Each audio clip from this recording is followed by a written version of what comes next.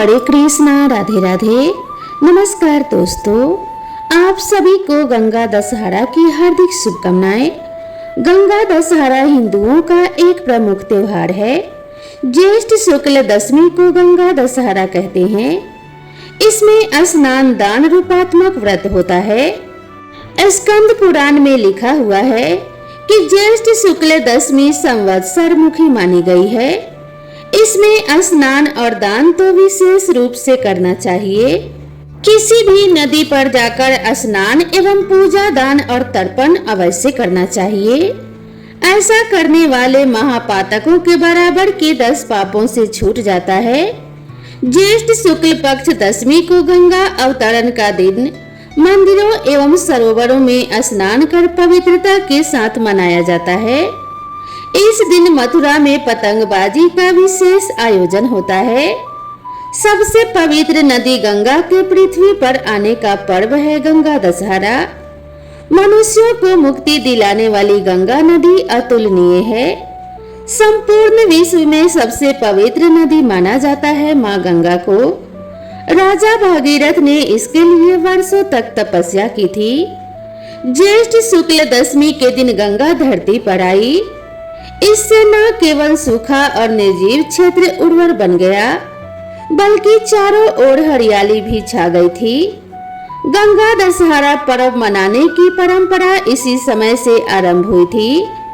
राजा भागीरथ की गंगा को पृथ्वी पर लाने की कोशिशों के कारण इस नदी का एक नाम भागीरथी भी है।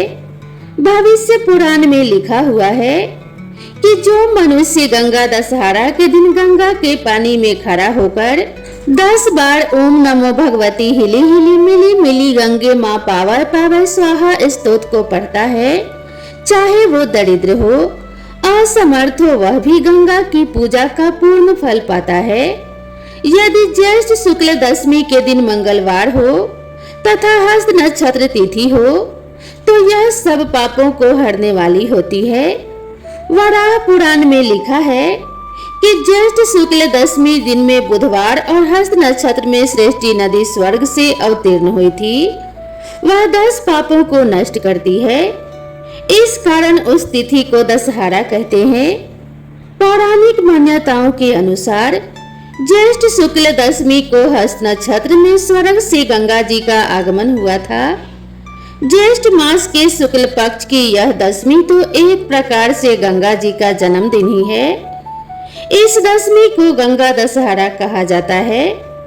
स्कंद पुराण, वाल्मीकि रामायण आदि ग्रंथों में गंगा अवतरण की कथा वर्णित है।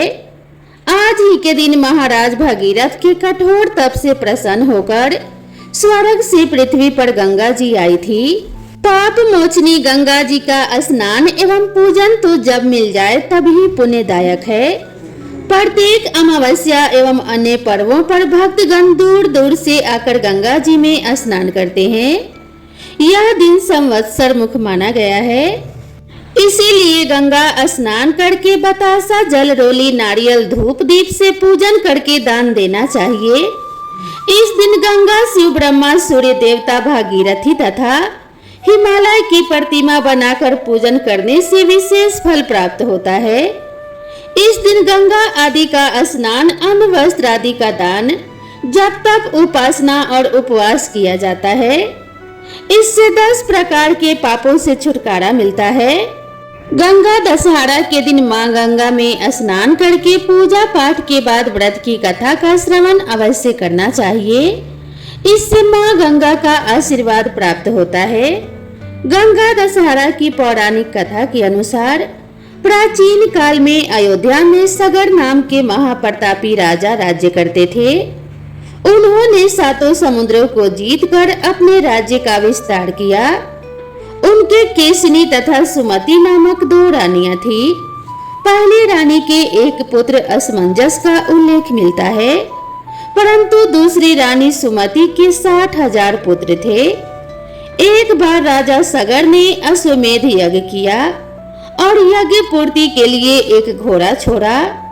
इंद्र ने उस यज्ञ को भंग करने के लिए यज्ञीय अश्व का अपहरण कर लिया और उसे कपिल मुनि के आश्रम में बांधाए। राजा ने उसे खोजने के लिए अपने 60,000 पुत्रों को भेजा। सारा भूमंडल छान मारा, फिर भी अश्व नहीं मिला। फिर अश्व को खोजते खोजते जब कपिल मुनि के आश्रम पहुंचे तो वहां उन्होंने देखा कि साक्षात भगवान महर्षि कपिल के रूप में तपस्या कर रहे हैं और उन्हीं के पास महाराज सगर का अश्व घास चल रहा है। सगर के पुत्र उन्हें देखकर चोर चोर शब्द करने लगे। इससे महर्षि कपिल की समाधि टूट गई। ज्यों ही महर्षि ने अपने नेत्र खोले त्यों ही सभी जलकर भस्म हो गए। अपने पितृव्य चरणों को खोजता हुआ राजा सगर का पौत्र अंशुमान जब मुनि के आश्रम में पहुंचा तो महात्मा गरुड़ ने भस्म होने का सारा वृतांत सुनाया।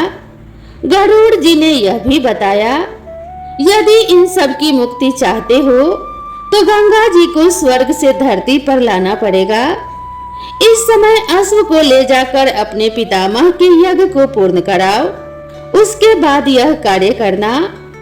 अंशुमान ने घोड़े सहित यज्ञ मंडप पर पहुंचकर सगर से सब वृतांत कह सुनाया। महाराज सगर की मृत्यु के उपरांत अंशुमान और उनके पुत्र दिलीप जीवन पर्यंत तपस्या करके भी गंगा जी को मृत्यु लोक न ला सके। सगर के वंश में अनेक राजा हुए। सभी ने 60,000 पूर्वजों की भस्मी के पहाड़ को गंगा के प्रवाह के द्वारा पवित्र करने का प्रयत्न किया, किंतु वे सफल न हुए। अंत में महाराज दिलीप के पुत्र भगीरथ ने गंगा जी को इस लोक में लाने के लिए गोकर्ण तीर्थ में जाकर कठोर तपस्या की। इस प्रकार तपस्या करते हुए कई वर्ष बीत गए। उनके तप से प्रसन्न होकर ब्रह्मा ने वर मांगने को कहा तो भागीरथ ने गंगा की मांग की। भागीरथ के गंगा मांगने पर ब्रह्मा जी ने कहा कि हे राजन, तुम गंगा को पृथ्वी पर ले जाना तो चाहते हो, परंतु गंगा जी के वेग को संभालेगा कौन? क्या तुमने पृथ्वी से पूछा है कि वह गंगा के भार तथा वेग को संभाल पाएगी? ब्रह्मा जी ने आगे कहा, भूलोक में गंगा का भार एवं वेग संभालने की शक्ति केवल भगवान शिव में है। इसीलिए उचित यह होगा कि गंगा का भार एवं वेग संभालने के लिए भगवान शिव का अनुग्रह प्राप्त कर लिया जाए। महाराज भागीरथ ने वैसा ही किया। एक अंगूठे के बल खड़ा होकर भगवान शिव की आराधना की।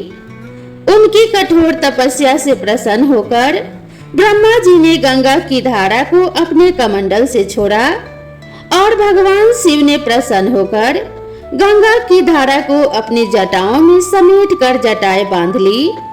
गंगा जी देवलोक से छोड़ी गई और शंकर जी की जटा में गिरते ही विलीन हो गई।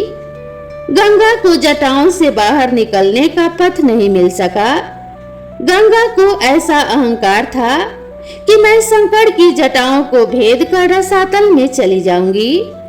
पुराणों में ऐसा उल्लेख मिलता है कि गंगा शंकर जी की जटाओं में कई वर्षों तक भ्रमण करती रही, लेकिन निकलने का कोई मार्ग नहीं मिला।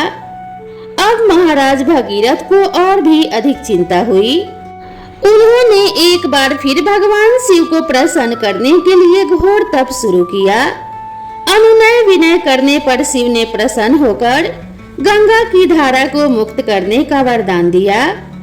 इस प्रकार शिव जी की जटाओं से छूटकर गंगा जी हिमालय में ब्रह्मा जी के द्वारा निर्मित बिंदुसर सरोवर में गिरी। उसी समय इनकी 7 धाराएं हो गई। आगे आगे भागीरथ दिव्य रथ पर चल रहे थे, पीछे पीछे 7वीं धारा गंगा की चल रही थी। पृथ्वी पर गंगा जी के आते ही हाहाकार मच गया। जिस रास्ते से गंगा जी जा रही थी उसी मार्ग में ऋषिराज जाहू का आश्रम तथा तपस्या स्थल पड़ता था। तपस्या में विघ्न समझकर वे गंगा जी को पी गए। फिर देवताओं के प्रार्थना करने पर उन्हें पुनः जांग से निकाल दिया। तभी से ये जानवी कहलाई। इस प्रकार अनेक स्थलों का तरन तारण करती हुई जानवी ने कपिल मुनि के आश्रम में पहुंचकर सगड़ के 60,000 पुत्रों के भस्मावेश को तार कर उन्हें मुक्त किया।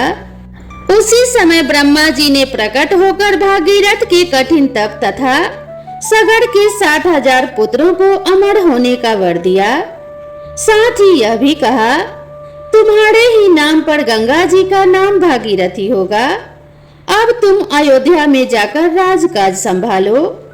ऐसा कहकर ब्रह्मा जी अंतर्ध्यान हो गए। इस प्रकार भागीरथी पृथ्वी पर गंगा अवतरण करके बड़े भाग्यशाली हुए। उन्होंने जनमानस को अपने पुण्य से उपकृत किया।